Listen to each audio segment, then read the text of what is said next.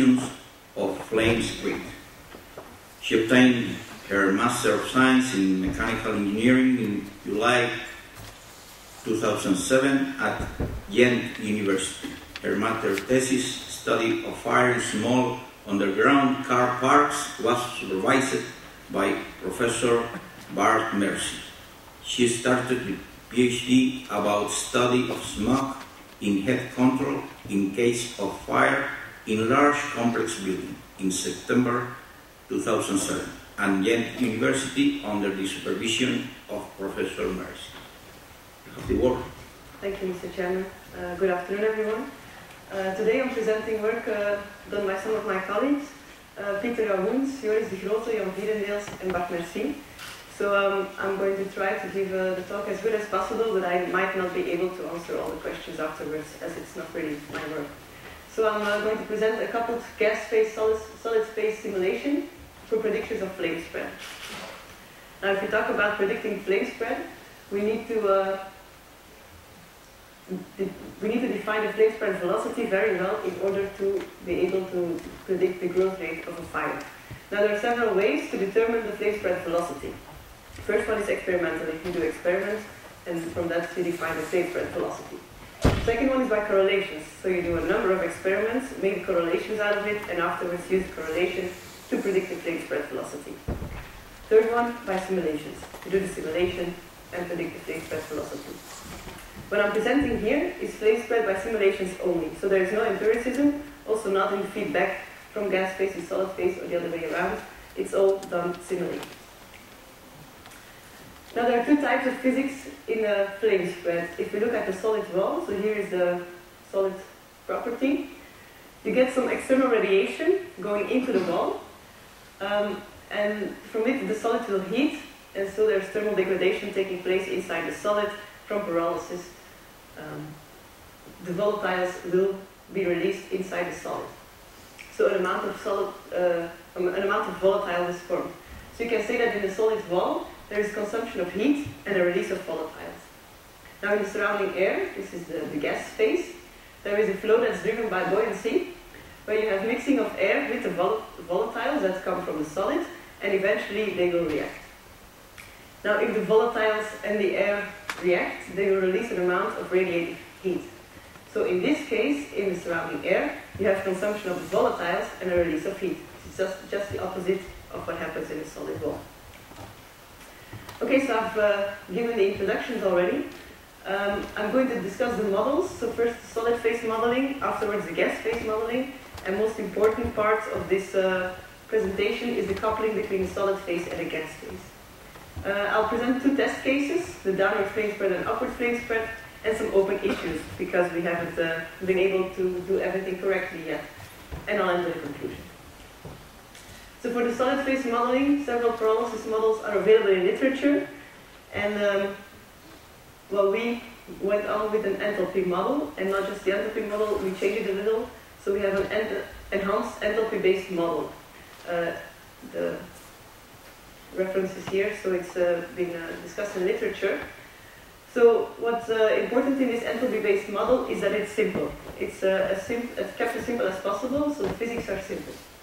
It's a very accurate model with respect to the mass loss rates compared to the not enhanced enthalpy-based model. I'll explain later. It's a very robust model, and it requires only a small simulation time. It can be extended to 2D. It was developed for 1D, but in this presentation I'll still show the 2D application. And it's a unified model for charring and non-charring materials. So it's one model that can be used for both types of materials. This is the regular enthalpy-based model. What's it made of? It's you can see this is a solid, heat flux coming in from the left side. There is a virgin material, so the material that hasn't been touched yet, and on the other side is either the char or nothing, depending on what kind of material it is. There's a pyrolysis front that moves through the solid from left to right in this case. The enthalpy equation is solved on a fixed computational mesh, so the mesh doesn't change with the pyrolysis front. Pyrolysis here is modeled as a conversion of virgin into char or into nothing, and it happens infinitely fast, so we don't consider the chemical kinetics. It happens at a fixed temperature, pyrolysis temperature, and consumes an amount of heat, delta QP. It releases an amount of volatile, and we assume that at the pyrolysis front, at the times where the volatiles are generated, is the same time where they leave the solid, because it makes the model much more simple if you don't have to account for transport of the volatiles within the chart. Now the enhanced enthalpy-based model, what's different from the normal enthalpy-based model is that we use a piecewise linear temperature field representation. In the usual enthalpy-based model, it's a piecewise constant, so you would have a constant temperature over the entire cell. That's not what we use. We take the cell temperature at the center, and we assume that the temperature varies linear between cell center temperatures. Now what is the difference? You can see here. If you have a zeroth order enthalpy-based model with the piecewise constant temperature, then you get these kind of falls every time of the mass flow rate, mass flux out of the chart. And why is that? Because we assume that volatiles are released at a temperature T per pyrolysis temperature. Now if this cell, say, is at temperature pyrolysis temperature, then the front will move through the cell, thereby releasing volatiles. But if we come to the interface, then suddenly the release of volatiles will stop, because it needs a little time before the next cell is heated up until the pyrolysis temperature. And that is, while here the release of volatiles falls to 0, which is not realistic. However, if we use the piecewise linear temperature field representation, there's always a place where this pyrolysis temperature is present, and then you get the smooth curve, which is much more realistic, with a constant release of volatiles into the gas phase.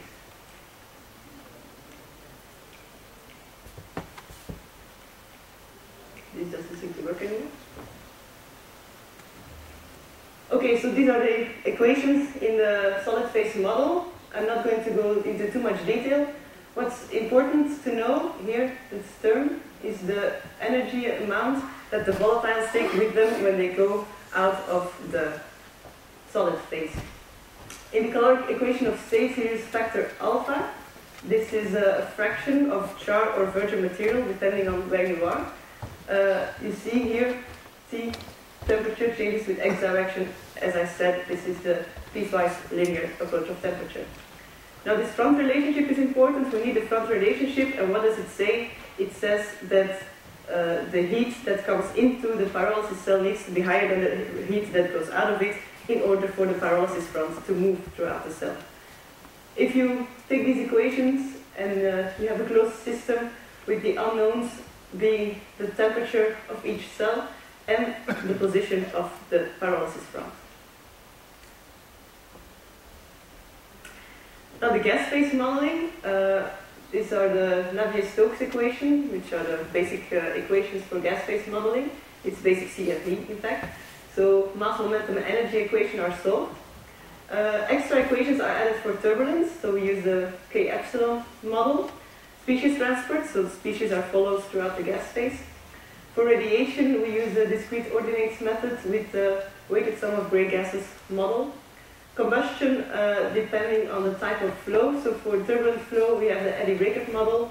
For laminar flow, it's the finite rate combustion. Soot is indicated here. It's not yet in the model. It should be. So that's work in progress to include the soot. Transport equations are solved with ANSYS Fluent, so just a commercial package. Okay, now for the coupling. So we have a model for the solid phase, a model for the gas phase, but they need to be coupled. And it's done in this way. So if we assume we have an interface temperature, in fact it's a vector, you can see, so at every cell there's another interface temperature. Assume you have the interface temperature and the amount of volatiles coming out of it, then you can calculate the heat, this heat that goes into the solid again at every single cell interface.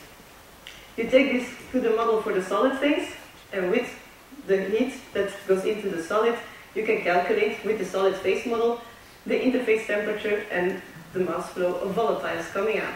Again, you take these values into the gas phase and perform the iterations, so a number of Gauss-Seidel iterations until you reach convergence.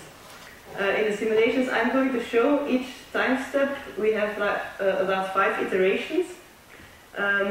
They don't always take the same time, so the first iteration takes a lot of time. After the first step, the iteration don't take so much time anymore because there are only small changes in the values of, for instance, temperature and mass flow coming out of it.